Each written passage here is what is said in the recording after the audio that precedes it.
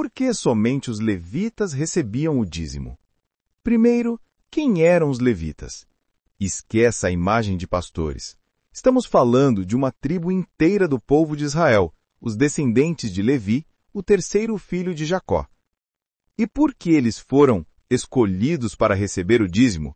Seria por um ato de piedade? Nem de longe. Lembra do episódio do bezerro de ouro? Em Êxodo 32, enquanto o resto de Israel delirava numa festa idólatra, Moisés desce do monte e lança o desafio. Quem está do lado do Senhor? Apenas a tribo de Levi se apresentou.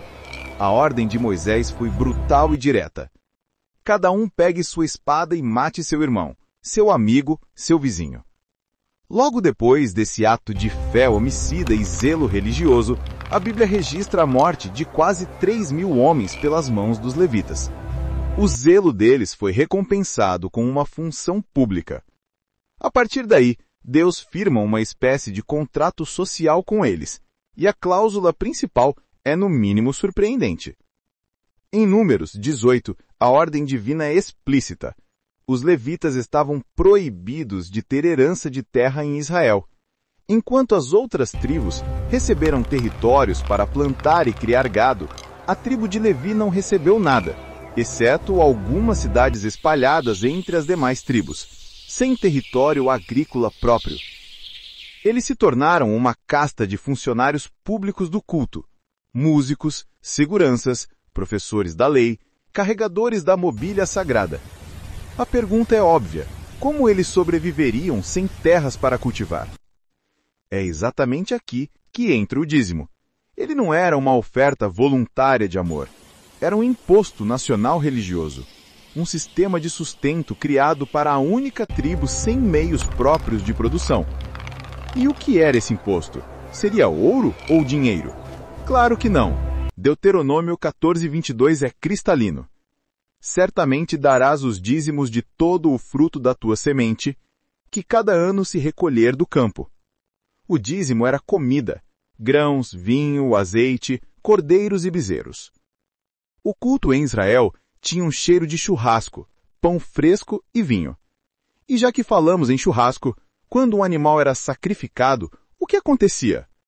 Em Levíticos 7 e Números 18, a divisão é explícita. A parte de Deus, que era queimada no altar, era quase sempre a gordura. A gordura que cobre as entranhas, os rins, o lóbulo do fígado.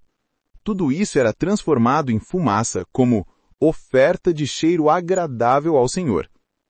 E o que sobrava para os levitas? A carne nobre.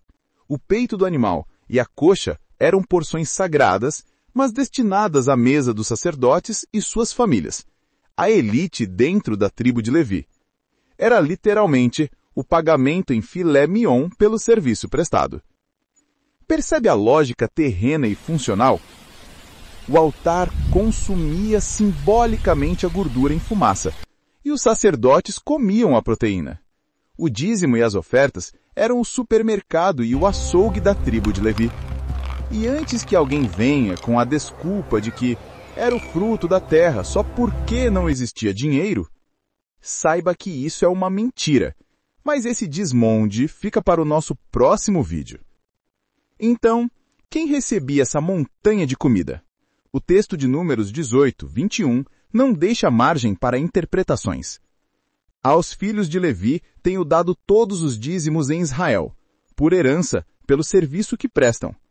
Traduzindo para o bom português, o dízimo era o salário dos levitas. O povo entregava o dízimo, comida, diretamente aos levitas. Mas a história não parava por aí. Os próprios levitas pegavam o melhor do que recebiam, o chamado dízimo dos dízimos, e entregavam aos sacerdotes, uma família específica dentro da tribo de Levi, os descendentes de Arão. Era uma cascata.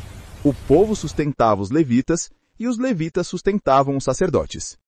Alguém já se deu ao trabalho de lhe explicar isso no púlpito? Ou convenientemente pularam essa parte? Vamos chamar as coisas pelo nome que elas têm. O dízimo do Antigo Testamento era um imposto agrícola e social, desenhado para sustentar uma classe de servidores públicos de um Estado teocrático que não existe mais. Ponto final. Não era sobre enriquecimento pessoal, não era em dinheiro e, definitivamente, não era para qualquer um que se auto-intitula homem de Deus. Então, a pergunta que não quer calar, e que eu deixo para você responder, é esta. Se o sacerdócio